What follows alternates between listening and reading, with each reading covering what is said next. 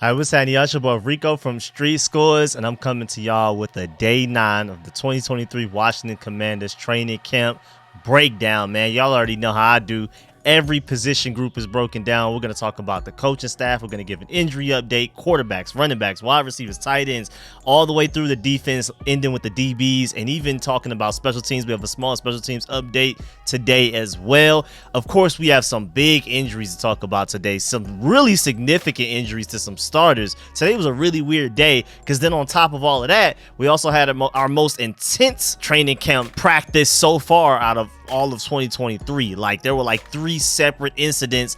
It was the angriest anybody's ever seen Terry McLaurin before, even though he technically wasn't involved in any of the fights, and it was just so much chaos. And then on top of that, this was the offense's worst day by far. They were completely obliterated by the defense, so we got to take into context all of that type of stuff. So I'm gonna tell you why the fighting is actually a good thing for the Commanders. I'm also gonna talk to you why we should have expected a day like this from the offense at some point, and why we should actually be pretty optimistic that this hasn't happened more often. But before we dive into all of that, make sure you subscribe to the channel. Make sure you stiff arm that like button, stiff arm the subscription button, and stiff arm the bell next to that subscription button so you get a notification each and every time I release these informative and opinionated videos. Of course, like I always say, stay tuned for all of the training camp breakdowns. I'm gonna upload the clips from what happened in practice every day for y'all. And then on top of that, I'm gonna also do these 30-minute plus sometimes almost an hour-long breakdowns of every position group, coaches, injury updates, all of that type of stuff. Also, I'm still working on the film sessions for the rookies. We're on to Ricky Stromberg next. As soon as we get a little bit of downtime, I'm gonna start working on that one and the rest of the rookie class as well. And then any random breaking news coming from the Commanders, any national media clips of them talking about the Commanders, whether it be good or bad, just stay tuned. This is like your one-stop shop for all Commanders, entertainment, news, and information, all of that. So, man, make sure y'all stay tuned. Without further ado, let's get it. You tell your family you can be a commander.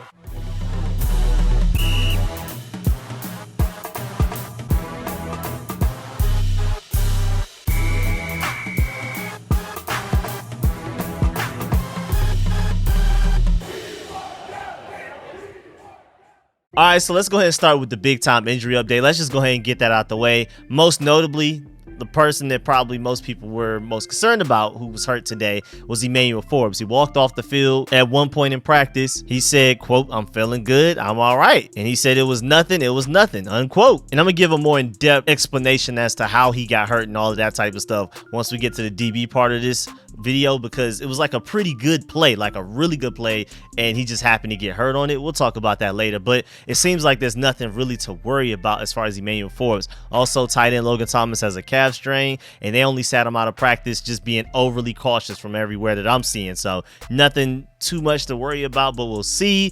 And then Emmanuel Forbes, when they finally updated it after practice, they said he tweaked his groin, and nobody thinks that it's serious, but he will be reevaluated. Tight end Curtis Hodges had a hamstring upper glute issue, and they kept him out of practice as well. And then linebacker Cody Barton has a hip flexor / tightness. So it sounds like Emmanuel Forbes and Logan Thomas, they were just basically being overly cautious. Cody Barton and Curtis Hodges, neither of those sound that bad either, but I don't exactly, nobody really knows what's going on there. But the other two, the most notable ones, are the ones that sound like they're the lightest. Now, of course, you have Sadiq Charles, who's already dealing with a calf strain, and we've already lost David Bada to the IR, along with my boy tight end Armani Rogers. But right now, everybody that I mentioned besides those two sent to the IR, including Cody Barton, Sadiq Charles, Curtis Hodges, Emmanuel Forbes, Logan Thomas, all of those guys are considered to be determined in day-to-day. So no major issues, because we found out David Bada was out for season quite immediately. Like, as soon as we found out he was hurt, we knew he was gone. These other ones are considered day-to-day. We'll see. Hopefully that's all that it is, and I'm hoping that everybody can fully recover. I mean, again, it's just really hard to be 100% healthy in football. It's literally impossible. So you're just hoping to be as healthy as possible. That's all you can do. And we're still pretty healthy as a team compared to a lot of other teams who have lost several starters, out for season, all kinds of stuff, out multiple weeks, need surgery and stuff like that. So we're still pretty healthy, but today was a scary day. We had a lot of fights and we had a lot of injuries, and it was like, whoa, what's going on today? I don't know what happened. I know today's Friday and everything, but we got to chill out, man. A little Freaky Friday going on right now. now. But of course, before we dive into everything, I want to go ahead and break down these fights for y'all and explain what happened, why they happened, who was a part of it, and all that type of stuff, and why Terry McLaurin was probably the angriest anybody's ever seen him.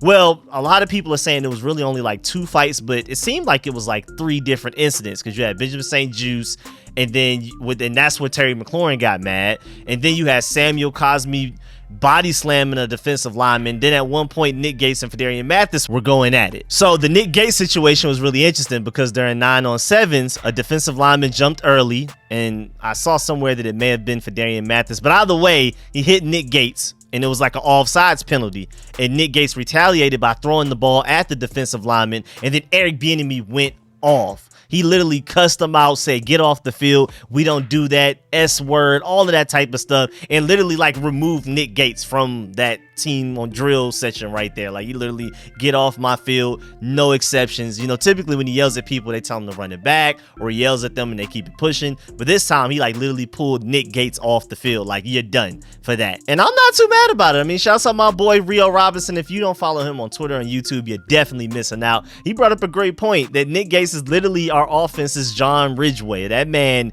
is super nasty and just angry streak and all of that. And we knew that when we signed him. When we heard that we signed him, one of my first reactions was, we're signing a guy from NFC East rival. And then on top of that, he also has a very angry streak. He's really nasty, always getting into fights. He's one of those guys that's going to spark the team to get a little bit more aggressive and physical and things like that. He's the ringleader when it comes to violence. So it was kind of like only a matter of time, more so like a countdown as to when, not if, Nick Gates would end up getting in a fight at some point in training camp, basically.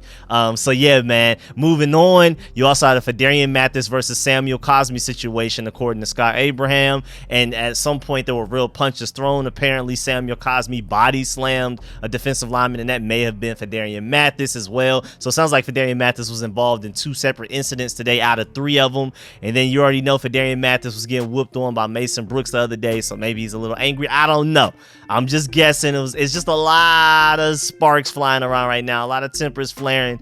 Really interesting. But Samuel Cosme even had an interview after practice and basically said, "We're not taking any crap from anybody." And that's the exact word he used, to be politically correct and everything. He was like, "I know the offense is losing to the defense right now, but that doesn't necessarily mean that we also have to be bullied by y'all and accept any random punishment that has nothing to do with the field of play and things like that." And then lastly, the scenario that had Terry McLaurin extremely heated, again, probably the angriest anybody has ever seen him as far as the Commanders go, players and coaches and stuff like that.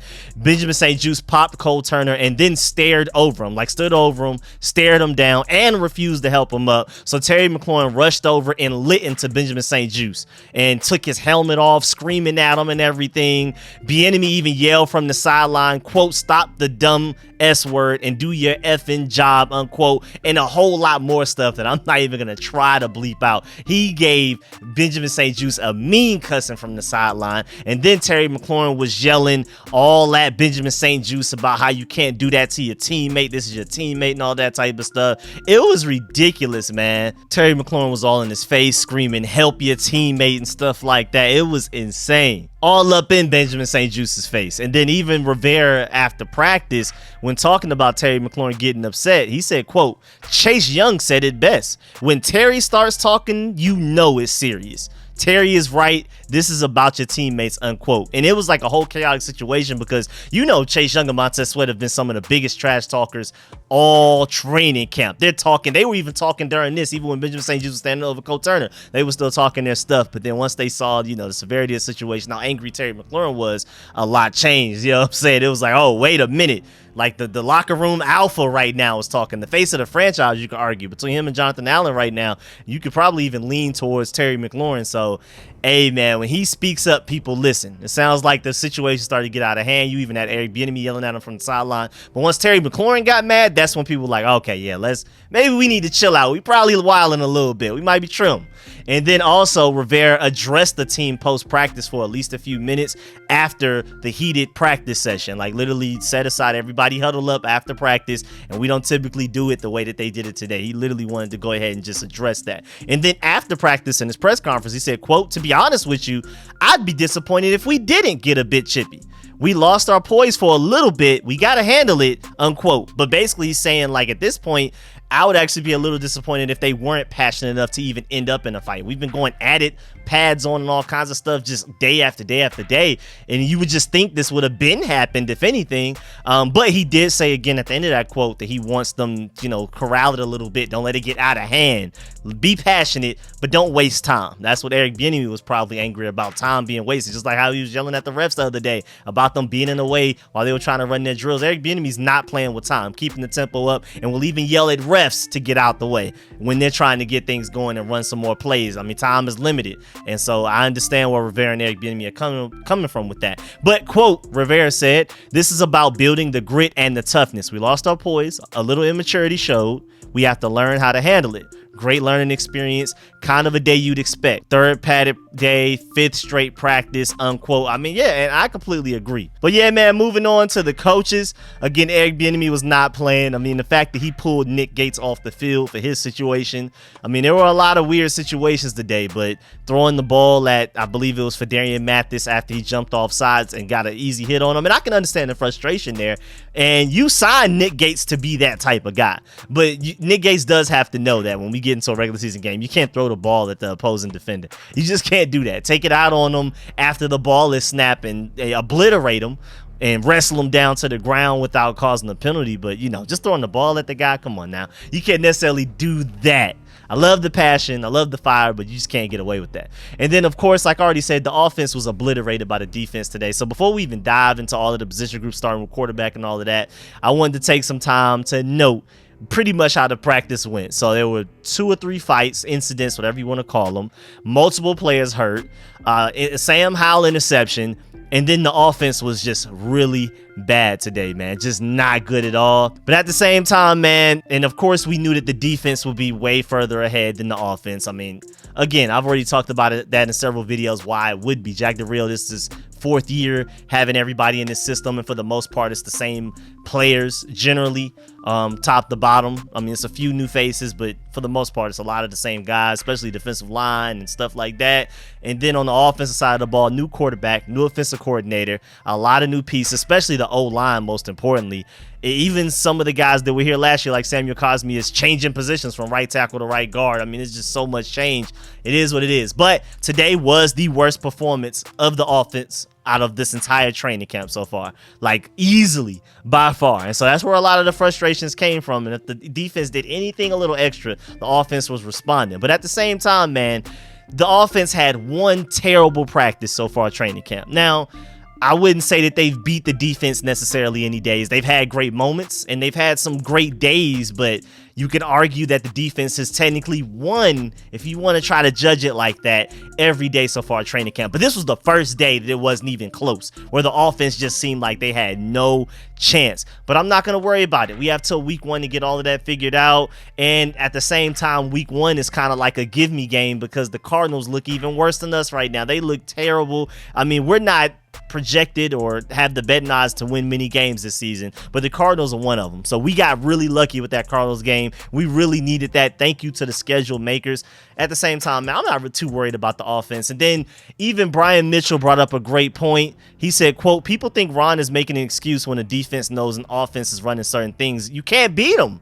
If you don't game plan, it's hard to look good," unquote. And we talked about that the previous training camp breakdown, how we're not game planning right now. So the defense is automatically at an advantage because the offense is just going out there raw. Sam Howell doesn't have any pre-reads to look at. Eric Bieniemy is not even necessarily really calling plays. Everything is vanilla, and they're just going out there hiking the ball and letting Sam Howell just look at the entire field, scan the whole thing, no hot reads, no hot routes, and just make something happen. And then, of course, again, the offensive line is still working on chemistry because we have new pieces everywhere. We have a new starting left guard, kinda, then a new starting center, technically a new starting right guard who switched from right tackle last year to right guard, and a new right tackle. And it's just like, what can we really expect from these guys this early? We're only a week/2 weeks in the training camp right now. Like, I mean, it's not that bad. So This is why I can't wait for us to see these joint practices with the Ravens leading up to that preseason game against the Ravens. That's going to be huge, because then we're going to see, like, is our defense just literally the best defense in football, which I think they will be.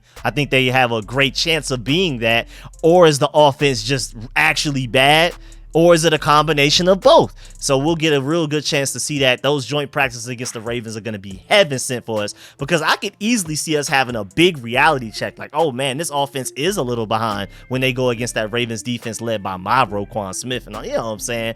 Not to, bring up Georgia too much, but that's my dog over there. They got some real ones over there. Kyle Hamilton, another one of my guys, for obvious bias reasons as well, along with Roquan Smith. So I think the Ravens defense is really good. I still don't think they're ours though, so I could see us going in there as well in a different scenario where our offense looks really good, because they've been so used to going against this dominant defense that when they finally go against a really good, maybe not a top 5 but still a really good defense, they finally are like, man, now we get to take the game off all Madden, off Hall of Fame mode, and play it not necessarily on rookie, but at least a medium difficulty that makes sense. So I can see both scenarios happening. I can't wait for those Ravens joint practices, because man, that's going to be really exciting. It's going to be a nice check to see where we are, especially on offense, because defense, again, I'm really confident in that. We'll see.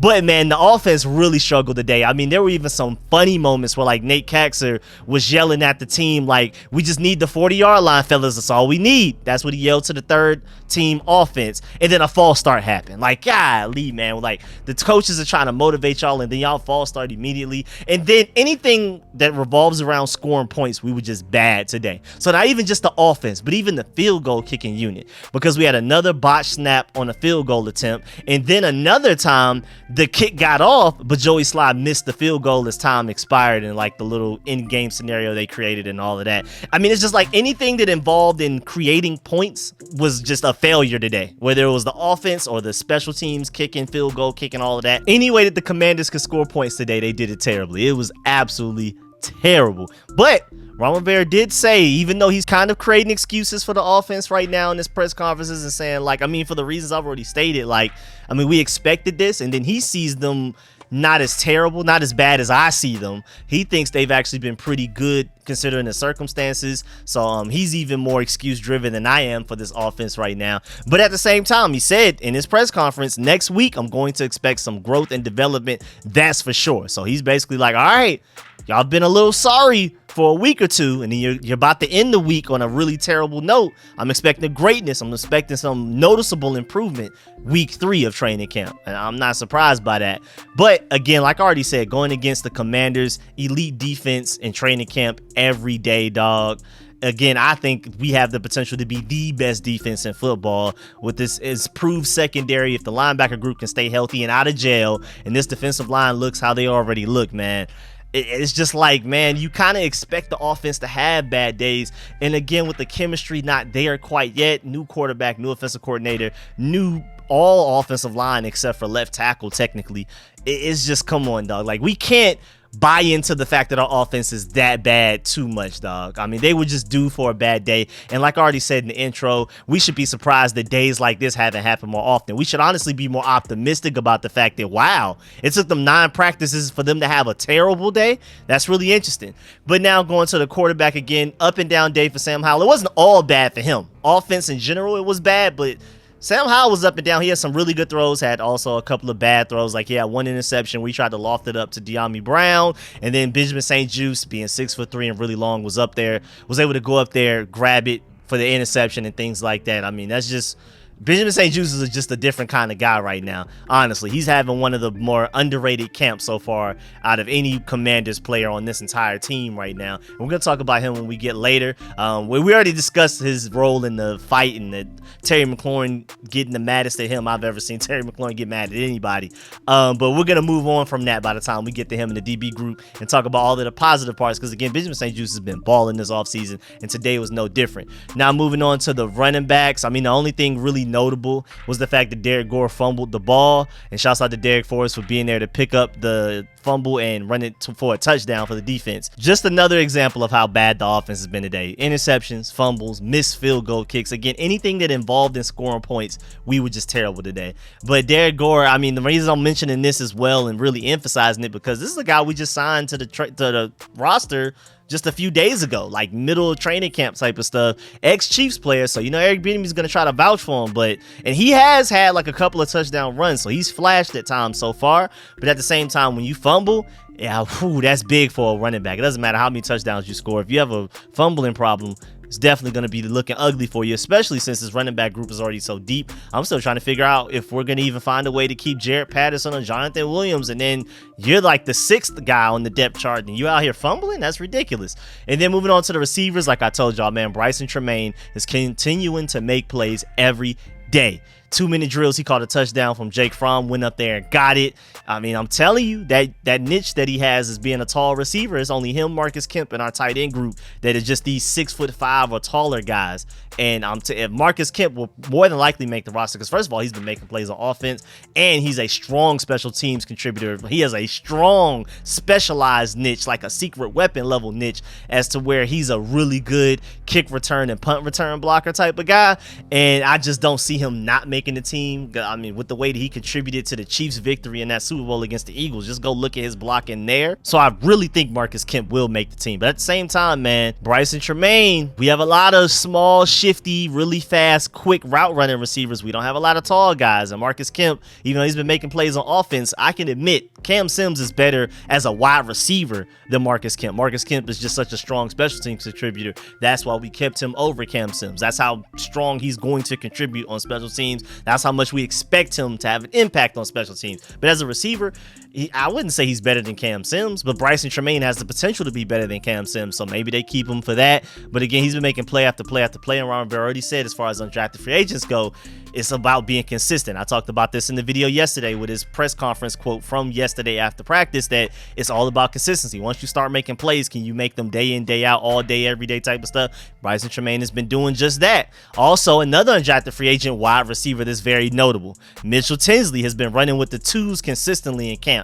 That's big, bro. If you've been running with the second team all the time, I mean, it would be nice if you can run with the 1s, but we already have 4 receivers locked in. So if you're running with the 2s consistently, that's huge compared to all of the receivers that we have on this team fighting for roster spots.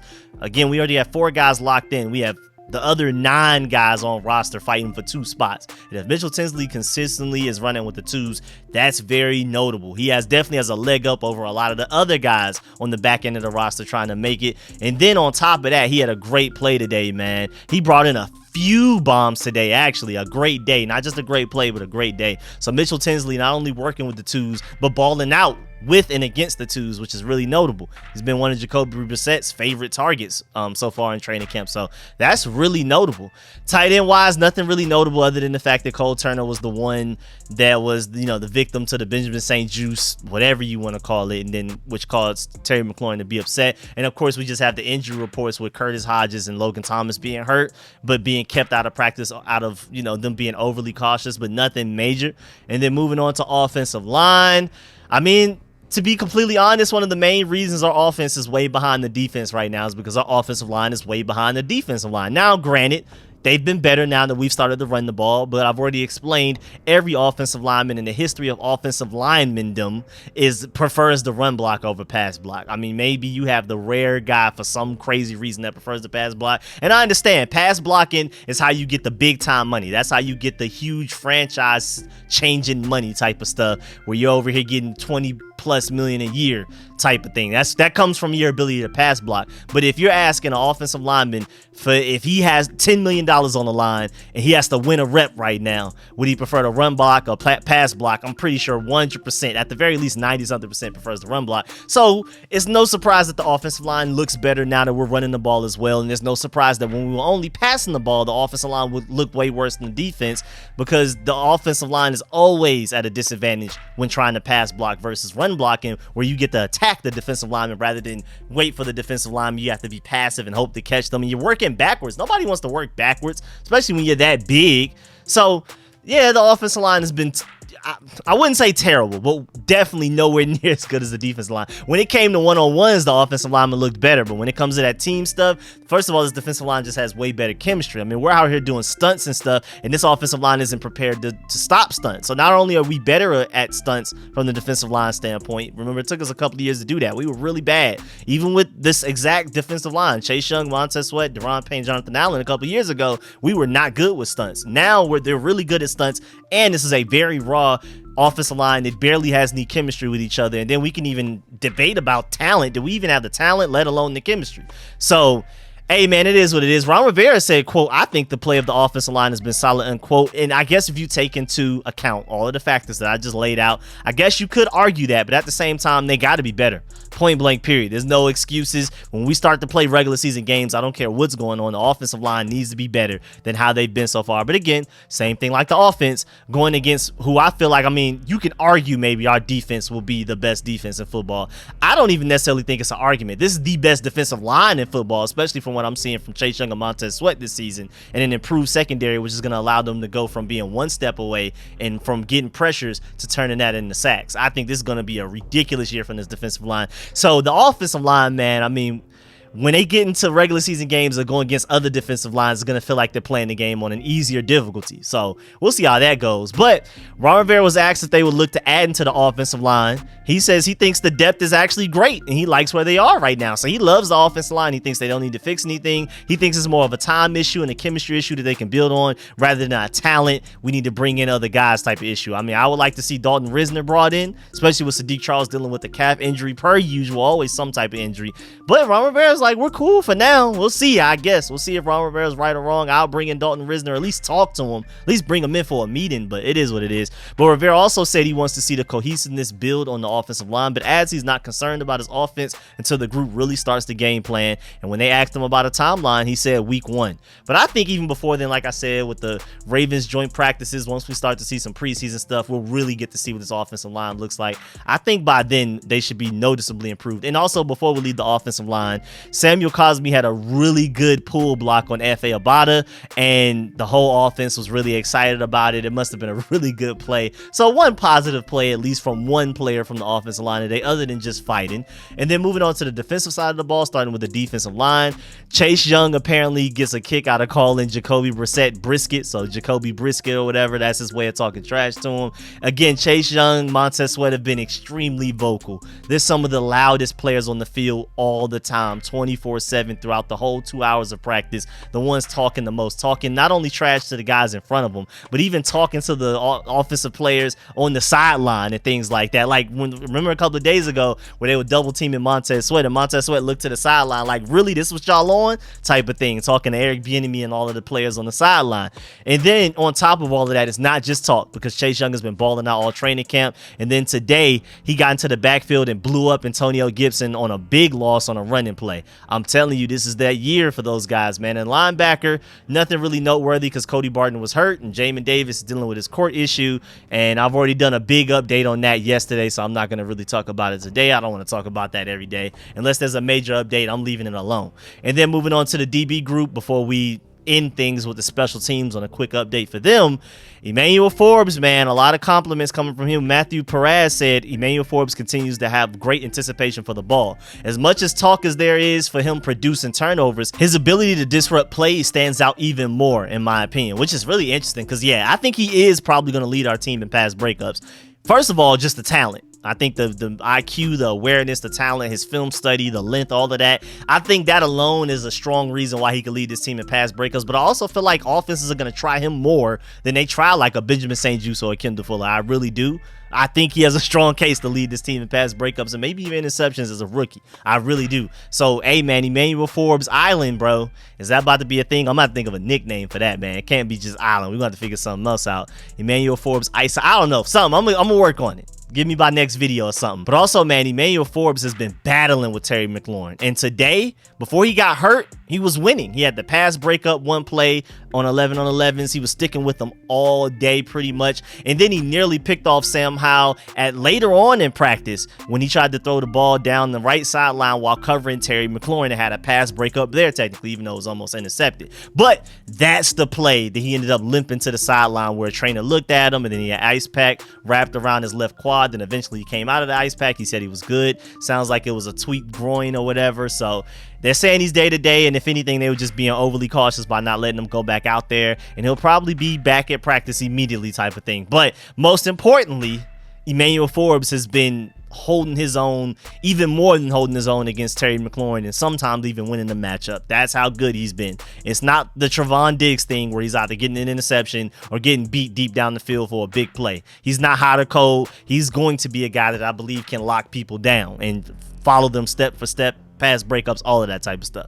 Also, again, like I mentioned earlier, Sam Howell threw an interception trying to loft the ball up to De'Ami Brown deep down the field. Benjamin St-Juste, being 6'3" and long, came down with an interception, and he's had a really good camp today. I feel like it hasn't been talked enough. And even after practice today, when interviewed, Benjamin St-Juste said he really focused on film study this offseason. He said speed and strength are great, but film is what keeps you in the league and makes you great. Benjamin St-Juste also said that he has watched every OTAs and game that he's played over the last 2 years. Any OTAs, any practice, any game, all of that. He's watched it over and over again to improve. And he also said that he's watched corners that he looks up to. So like Jair Alexander, Marshawn Lattimore, and Sauce Gardner, guys that he tries to emulate with his game, that's a really good list of people, man. If Benjamin St-Juste can somehow be any sort of a combination of those three, man, we got ourselves a guy, and he seems like he's definitely working towards it. I'm not going to say that Benjamin St-Juste is going to be as good as those guys, but the way that he locked down A.J. Brown last year, I'm telling you, don't sleep on Benjamin St-Juste, and he's been having a great camp. He looks like he's even better this year. For me, my main worry with him is just staying healthy. And then, lastly, just a big compliment to Derek Forrest. Again, that Derek Gore fumble earlier, where Derek Forrest was there to pick up the fumble and running into the end zone for a defensive touchdown. I'm telling you, man, I don't know if it's luck. I don't know if it's this innate ability to just always be around the ball, man. This guy is always around the ball. Luck or no luck, whatever, I'll take what he's having, man. Derek Forrest, thank you for always being there to get the opportune turnover, man. We really appreciate that. It's just crazy. It just can't all be skill, but it seems like it's so consistent. I mean, I'm just happy to have him on our team rather than having to go against him. I'm telling you, Derek Forrest is another guy that's only getting better and better. That elite athleticism, all it is just becoming better mentally. Once that gets down packed, he's going to be one of the elite safeties in the NFL. Hey, man, I'm telling you. And then lastly, with special teams, as far as catching kicks for the punt return competition, you got Casman Allen, Kyrick McGowan, Dax Milne, and Mitchell Tinsley. Interesting that there was no Jahan Dotson there. I guess they were just doing that for fun. I don't know. But that sounds like maybe that's your 4 potential starting punt returners right there. And we will monitor the situation as that goes on, and I'll keep you updated on that. And then, yeah, man, that's the end of the video. Please stiff arm that like button, stiff arm the bell next to the subscription button, and of course stiff arm the subscription button as well. Man, stay tuned for all of the content. Also, of course, let me know in the comment section how you feel about everything discussed in the video: the injuries, the fights, the position groups, the offense, especially the offensive line, especially Sam Howell throwing an interception, all of that. Let me know how you feel about all of that, and let me know, of course, if there were any things that I didn't talk about in this video that you wished I would have talked about more, and all of that type of stuff. And of course, man, please leave a like on this video. Shouts out to all of my supporters. Shouts out to all of my sponsors, especially my Pro Bowl sponsors. Name you see scrolling on the screen right now, man. I really appreciate y'all, and I'm gonna catch y'all later. I'm out.